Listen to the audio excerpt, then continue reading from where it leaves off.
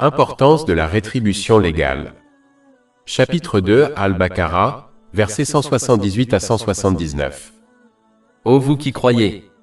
Il vous est prescrit un châtiment pour ceux qui sont assassinés. L'homme libre pour l'homme libre, l'esclave pour l'esclave, la femme pour la femme. Mais quiconque néglige quelque chose de son frère, le meurtrier, qu'on lui fasse une rétribution convenable et une rétribution en bonne conduite. C'est là un allègement de la part de votre Seigneur, et une miséricorde. Mais quiconque transgresse après cela, aura un châtiment douloureux. Et il y a pour vous un châtiment qui vous sauve la vie, ô vous gens doués d'intelligence, afin que vous deveniez pieux. Lorsqu'Allah, le Très-Haut, appelle les croyants dans le Saint-Coran, son appel est souvent lié à la concrétisation de leur déclaration verbale de foi. En effet, une déclaration verbale de foi sans acte n'a que très peu de valeur en islam. Les actes sont la preuve et l'évidence que l'on doit obtenir pour obtenir récompense et miséricorde dans les deux mondes. Chapitre 2 Al-Baqarah, verset 178. Ô vous qui croyez! Il vous est prescrit un châtiment légal pour ceux qui sont assassinés. La première chose à noter est que les vrais musulmans respectent toutes les formes de vie. En fait, il a été ordonné aux musulmans de faire preuve de miséricorde envers tous les autres, car cela lui permettra de recevoir la miséricorde d'Allah, l'Exalté. Cela a été conseillé dans un hadith trouvé dans Sunan Abu Daoud, numéro 4941.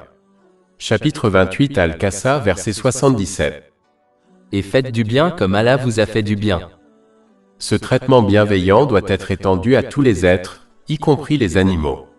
C'est ce que recommande un hadith trouvé dans le Sunan Abu Daoud, numéro 2550.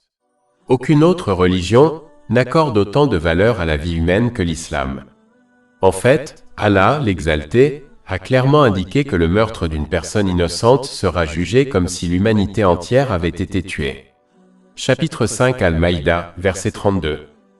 Point tue une âme, sauf pour une âme ou pour la corruption commise sur la terre, c'est comme s'il avait tué l'humanité entière.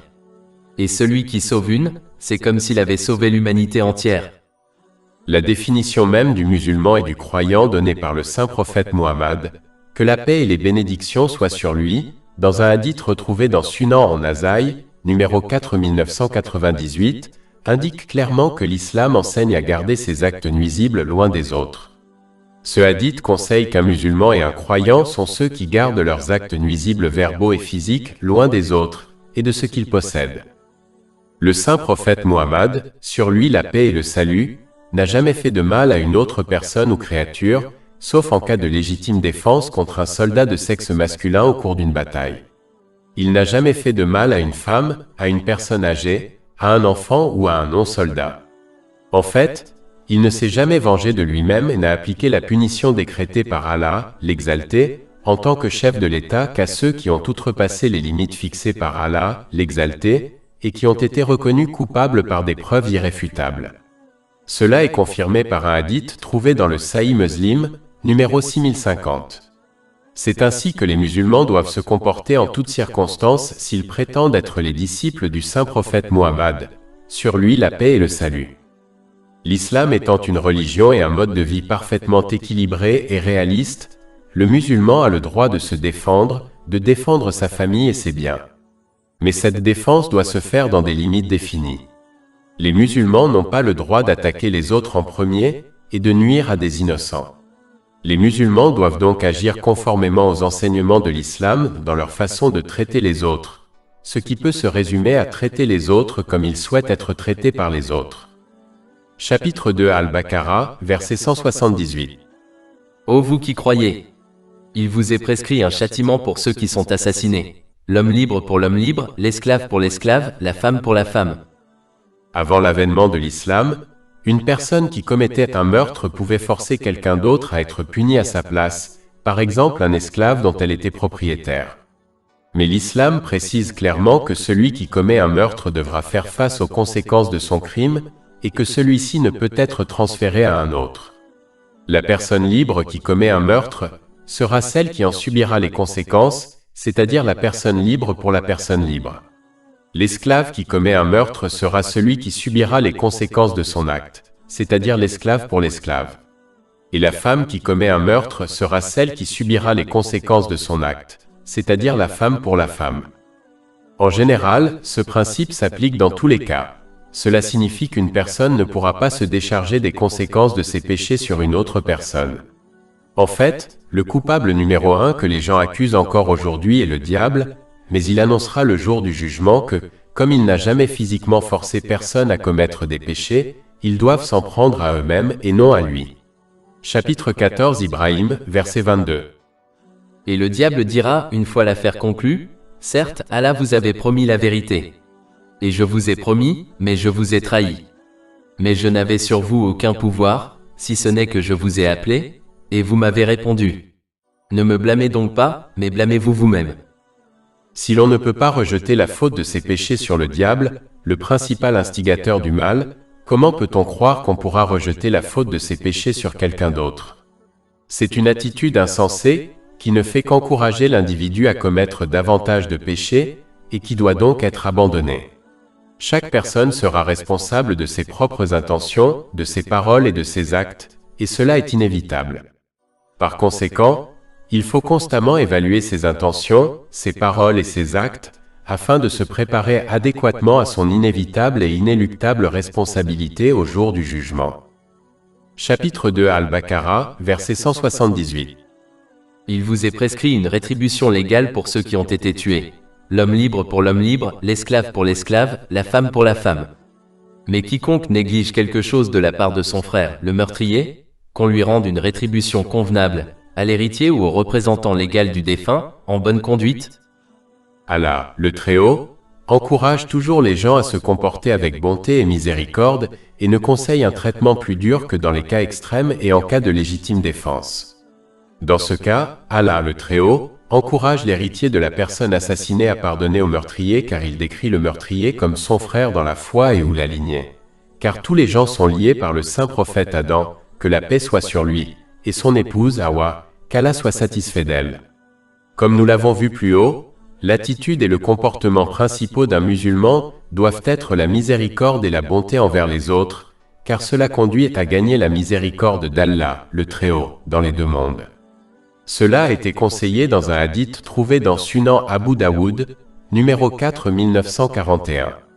Pour cet acte de pardon, le meurtrier doit donner une compensation à l'héritier de la personne assassinée, à moins que ce dernier ne renonce volontairement à cela comme un acte de charité de sa part, ce qui conduit à nouveau à une récompense et à des bénédictions supplémentaires pour lui, dans les deux mondes. La bonne conduite mentionnée dans ce verset fait référence au fait que les deux parties remplissent rapidement l'accord juridique conclu et se traitent mutuellement avec miséricorde, ou du moins évitent tout mauvais traitement mutuel à partir de ce moment-là.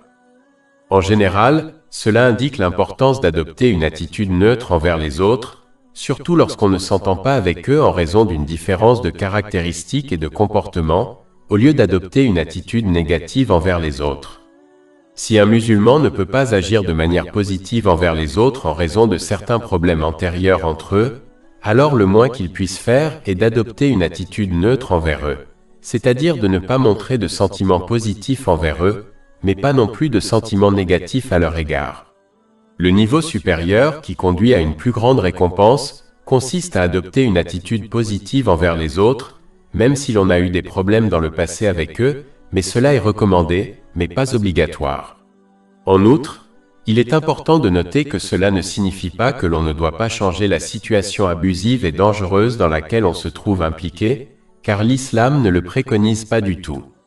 Un musulman doit prendre des mesures pour changer sa situation et ses circonstances afin de se protéger et de protéger les autres des abus physiques et verbaux, mais après cela, il doit s'efforcer d'adopter une attitude positive envers la personne avec laquelle il a eu des problèmes dans le passé, puis de continuer sa propre vie avec un esprit clair.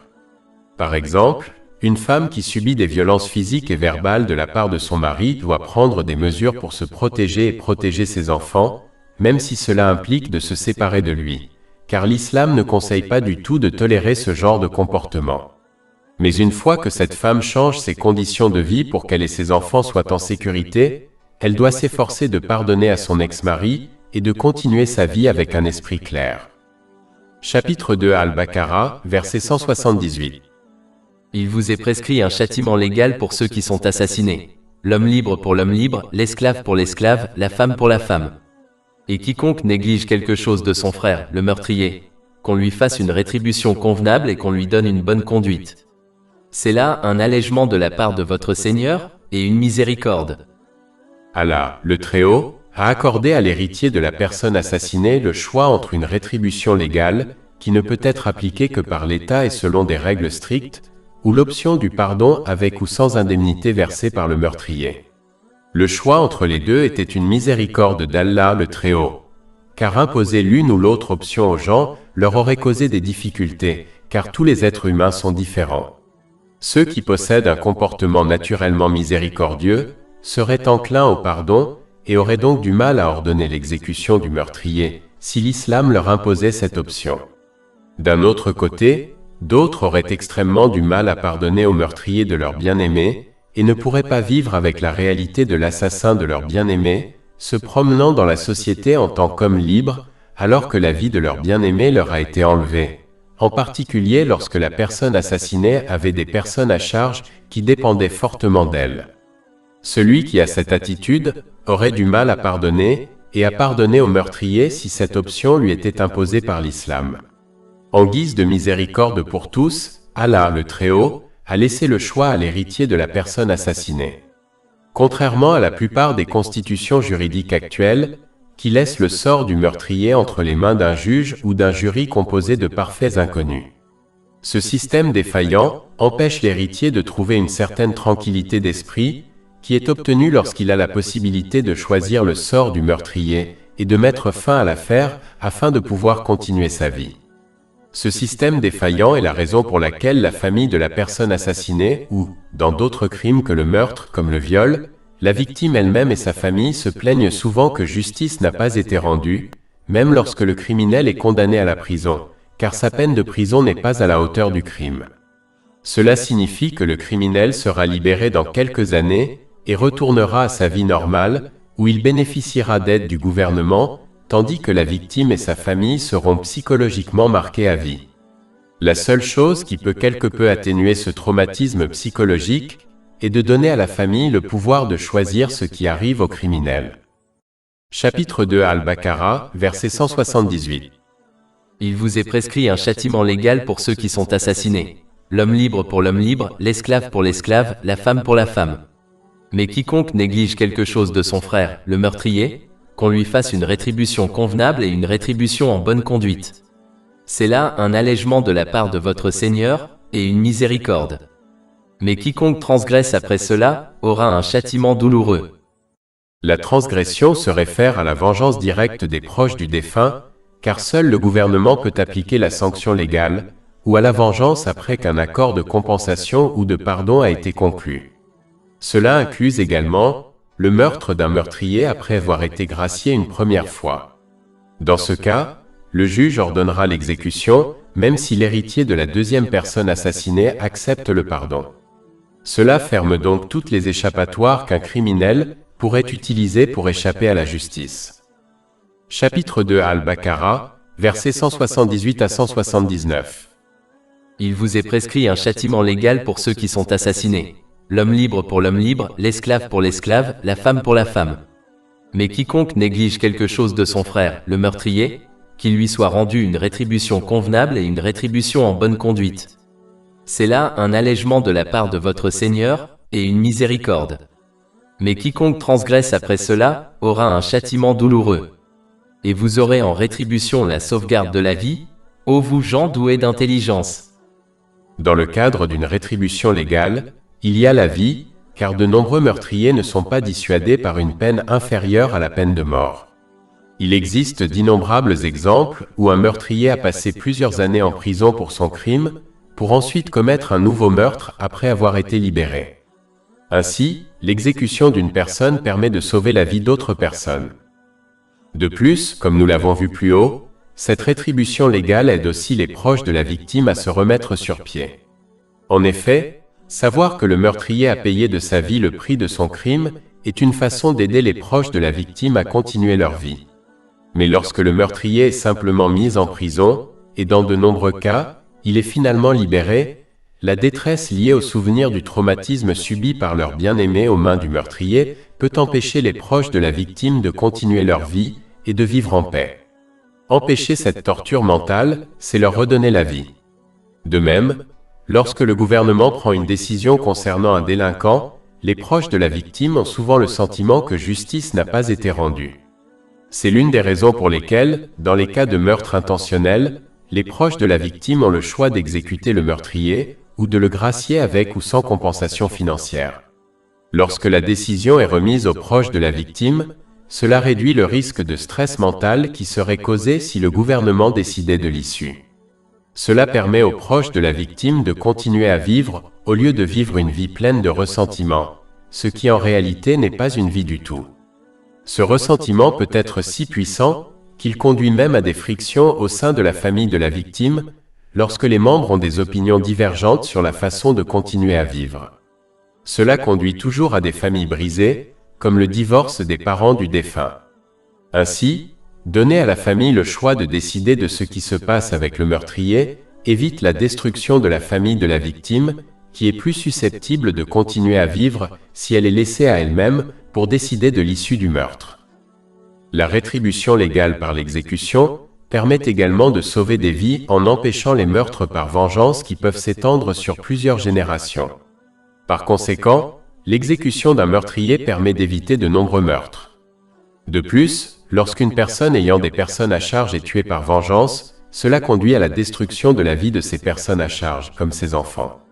Cela peut être évité en laissant à la famille de la victime le choix de ce qui arrive au meurtrier, car cela évite les meurtres par vengeance et la destruction qu'ils causent aux personnes à charge de toutes les personnes tuées ou blessées. Par conséquent, la rétribution légale permet de sauver la vie de toutes ces personnes. Il est important de noter que tout cela est vrai lorsque la loi islamique est respectée et appliquée correctement dans les affaires judiciaires. Condamner quelqu'un pour meurtre nécessite des preuves réelles et solides, qui doivent être au-delà de tout doute raisonnable. Dans l'islam, tout doute dans le dossier entraîne une renonciation à la peine légale complète, telle que l'exécution. De plus, il est plus facile d'obtenir des preuves irréfutables à notre époque où les images de vidéosurveillance, les tests ADN et d'autres procédures scientifiques ont été produits et peuvent condamner correctement les délinquants avec un très haut degré de certitude. Tout cela réduit les chances de condamner une personne innocente. Même si les pays non islamiques appliquaient correctement la rétribution légale dans ces cas précis, cela réduirait considérablement la criminalité. Dans ces cas, l'excuse d'éviter l'exécution par peur d'exécuter une personne innocente ne s'applique pas car il n'y a aucun doute que la bonne personne a été exécutée. Chapitre 2 Al-Baqarah, versets 178 à 179. Il vous est prescrit un châtiment légal pour ceux qui sont assassinés. L'homme libre pour l'homme libre, l'esclave pour l'esclave, la femme pour la femme. Mais quiconque néglige quelque chose de son frère, le meurtrier, qu'il lui soit rendu une rétribution convenable et une rétribution en bonne conduite. C'est là un allègement de la part de votre Seigneur, et une miséricorde. Mais quiconque transgresse après cela, aura un châtiment douloureux. Et vous aurez en rétribution la sauvegarde de la vie, ô vous gens doués d'intelligence. Mais comme l'indiquent ces versets, seuls ceux qui appliquent correctement leur raisonnement comprendront le bénéfice généralisé de la rétribution légale. Par exemple, celui qui manque de compréhension refusera d'amputer une partie du corps afin de sauver sa vie, car il ne se concentre que sur un aspect de cette déclaration, à savoir, amputer une partie du corps. Il ne réfléchit pas à la signification plus large de sauver sa vie, et par conséquent, il refuse d'amputer une partie du corps afin de sauver sa vie. Alors que, celui qui pense clairement admettra qu'amputer une partie du corps est très grave, mais que l'abandonner conduira à quelque chose de pire, à savoir la mort. Il réfléchit donc à la situation dans son ensemble et décide en faveur de l'amputation d'une partie du corps afin de sauver sa vie. Cela peut également s'appliquer au verset en question. Exécuter un membre de la société pour meurtre peut paraître dur, mais si cela entraîne de nombreux avantages pour le reste de la société, y compris pour les proches de la victime, alors c'est la bonne chose à faire, car un gouvernement doit considérer la situation dans son ensemble, c'est-à-dire le bien-être de la société entière plutôt que la vie d'un meurtrier condamné, qui a renoncé à ses droits humains lorsqu'il a cessé d'agir comme un être humain, ou dans de très rares cas, la vie d'une personne condamnée à tort. Chapitre 2 Al-Baqarah, verset 179. Et il y aura pour vous, ô vous gens intelligents, une rétribution qui vous sauvera la vie, afin que vous deveniez justes. Comme l'indique la dernière partie de ce verset, la peine de mort légale a également un effet dissuasif important sur le grand public.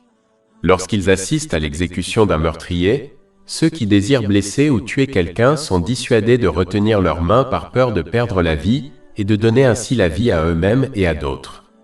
Cela peut s'appliquer à tous les types de crimes. Si la punition pour des crimes tels que le viol était plus sévère, elle dissuaderait de nombreux délinquants potentiels de commettre des crimes. L'existence de lois souples est l'une des principales raisons pour lesquelles les taux de criminalité ne diminuent pas dans les sociétés. Un aspect de la rétribution légale consiste à pardonner au meurtrier. Cet acte de bonté peut encourager le meurtrier à se repentir sincèrement de sa vie criminelle, ce qui conduit au salut de sa propre vie et de celle des autres qu'il aurait pu blesser s'il continuait dans ses mauvaises voies. En outre, cela peut encourager d'autres victimes potentielles et leurs proches à pardonner également à leurs oppresseurs, ce qui permet de sauver de nombreuses vies et de répandre la paix et la miséricorde dans la société. Chapitre 2 Al-Baqarah, verset 179.